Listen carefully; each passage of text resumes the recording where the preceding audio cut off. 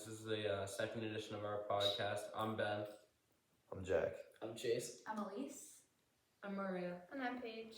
And today we're going to be discussing how our world relates to the world we see in Fahrenheit 451, and how our societies go along with each other and how they aren't similar. So I think the first thing we should talk about is what exactly is the dystopia of Fahrenheit 451, and why is it a dystopia? So people say they're okay. yeah. So in this government, books are banned, and basically the premise behind why they're banned is knowledge. Everything relating around knowledge. Their core beliefs are that if people know more, then they can think more, and if you think more, you can have opinions, and if you have opinions, you can get offended, and if you're offended, people are upset, and they're trying to create this society where nobody is upset. Yes. So today in our society, would you guys say we are anything like? Do we have any examples of that? Is there anything like that in today's society?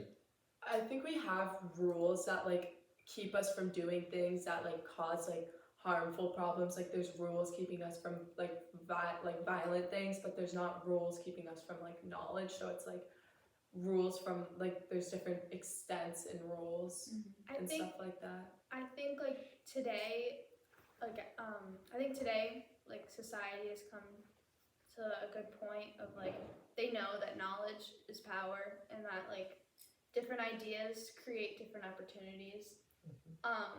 But in Fahrenheit 451, they don't believe that, and they believe that one set of rules and one way is the best way because it's more controlled. Yeah, I think an important thing to acknowledge too is that we live in a very free country, and a ton of countries do not. So there are many countries that have many more similarities to Fahrenheit 451, with much more controlled government. I think the biggest reason, though, I would say we're not in a society like this is they're very much about banning books, and this was written in the 1950s. There was no such thing as going on your phone and getting any type of information you want, because nowadays they even have books that are banned. They try to ban. Some schools will ban them, and these are important books, but at the end of the day, a lot of people are going to get their information from social media, and that's an unlimited amount of information you can get. So it's very hard for the government to restrict that. Yeah. The question is, do we think they are, though, without us knowing? Are they monitoring what we see? I think it's limitations too. We have freedom of speech, but to a certain extent, you can't say there's no hate speech because that will offend people. And you're free to do what you want with your body to a certain extent. You can't harm other people because, again, you don't want to offend other people. So it's kind of the limitations. There's similarities, but it's whether or not it's crossing a certain line or they go in the same gray area. Yeah, and we in America at least, we have full freedom of speech, but the one thing you don't have is we don't have freedom of consequences. So you do see people who say things and they'll get the consequence of what they said. Yeah. But the difference is with this society and Fahrenheit 451, one is done by the government and one is done by people. Yeah. And that's what we have now. And so the people will decide whether or not it's fine or not to say things like that. You do have some societies under the extremist societies like North Korea, where if you talk bad about the leader, you can get killed.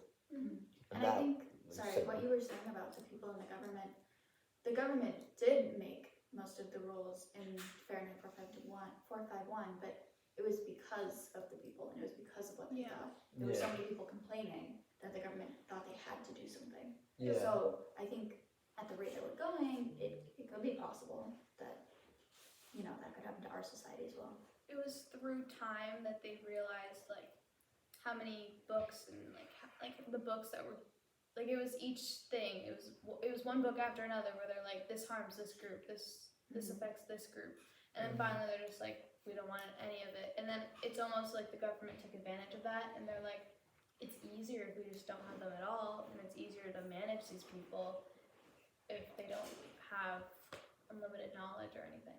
And that. Yeah, I feel them taking away books from a society which was knowledge then is kind of similar.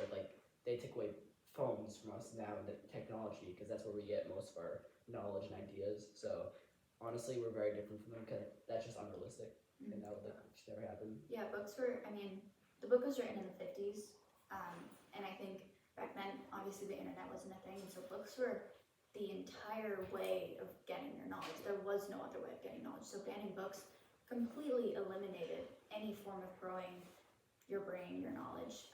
Whereas nowadays, if you ban books, you can just look it up. So the books, I would say you're right, were the best way to get knowledge. They did have one other way, and that was TV. We see in Fahrenheit 451 that is completely like taken advantage of by the government, as she literally wanted a room surrounded in TVs. Mildred did, whereas now we have both, so we're able to like differentiate. But in the book, everything that was sent to them was controlled by them, and all it was supposed to take up time. It wasn't supposed to give you any substance. Like Montag talked about was on the TV one time, and he was talking about how it was like there was no substance to it. There was no plot. There was nothing. There was nothing to think about. It was just content. Yeah, I mean, very closely related to like TikTok. They were very short, sporadic videos that you would look at and they'd be gone, and then you'd find a new one and they'd be gone. So I think that's another way that you can really closely relate it to society now. How something 20 seconds long can capture our attention and then we're done. Yeah, I mean, I just want to say how although they did have TVs like we do now, it was like controlled, like Jack said, by the government is what they want you to think. Which now you can find all different beliefs and all different thoughts across the internet. In America, though, in other countries, it's the same way. TV, internet restrictions, the newspapers that they give out, it's all propaganda. It's all what the government wants you to believe. So some countries are much more closely related to how the book kind of. Would you guys say the world? Do you think it's more like the book, the whole world at all? If you add all the societies up, not just America, if you add them all up, would you say most of the world is like it, Fahrenheit 451, or do you think most is free to think what they want? I just don't, maybe not to the extreme, but there's definitely like a lot more regulations and like control in other countries, like further countries, second world countries. I mean, like especially like second world, third world, even like I think Africa.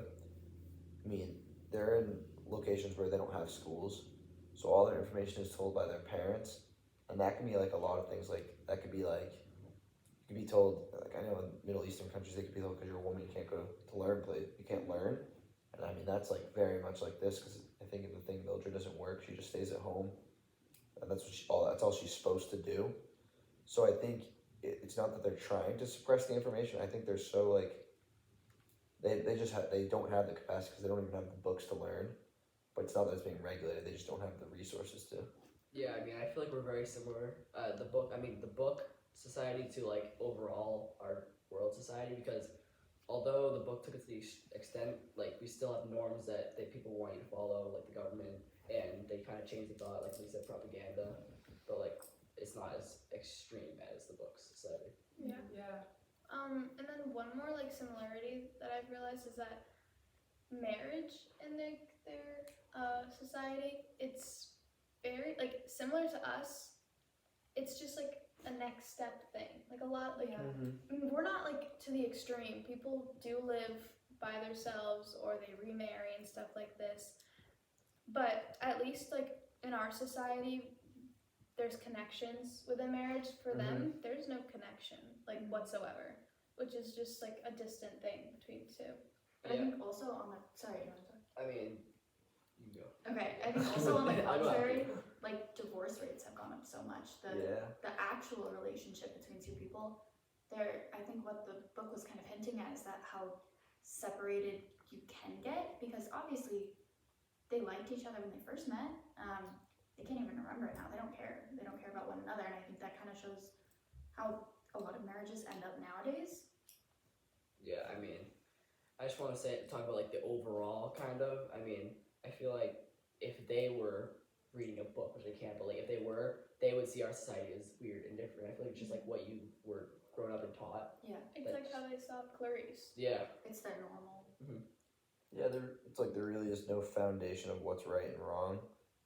I think that's back in the book where the Bible is a good one. Is a lot of people will say like religion is the way that they want to base their beliefs on, because if they do believe that there's like God, that is what's right for them.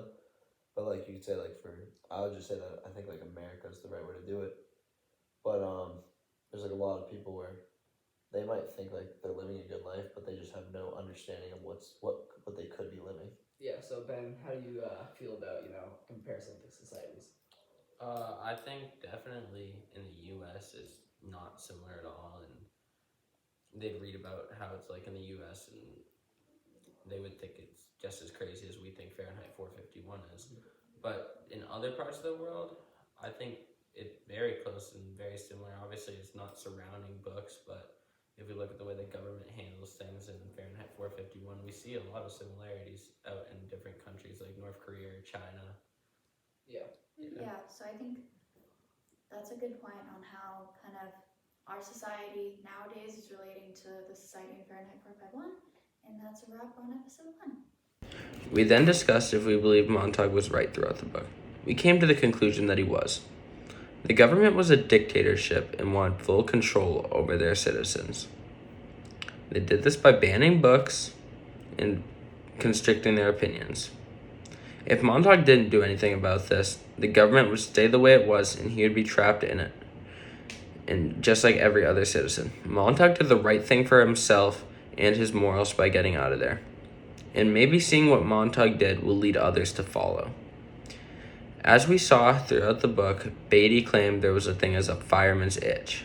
That proves that every fireman goes through what Montauk did, except Montauk was the only one radical enough to cause this change. This might influence future firemen who are coming to this decision in their life to continue on and push for what they really think about. This might also show citizens who are watching that television of Montauk making the escape. Even though they were tricked to believe that Montauk died, this might show them that there is a way out, and that if everyone comes together, they can get out. Even though these chances are slim, Montauk might have done something to save the citizenship. And if he did, that is great and totally worth all the cause and death that happened. In short, Montauk did his best to save the citizenship, and it is up to the other people in society to see if what he did is held and used.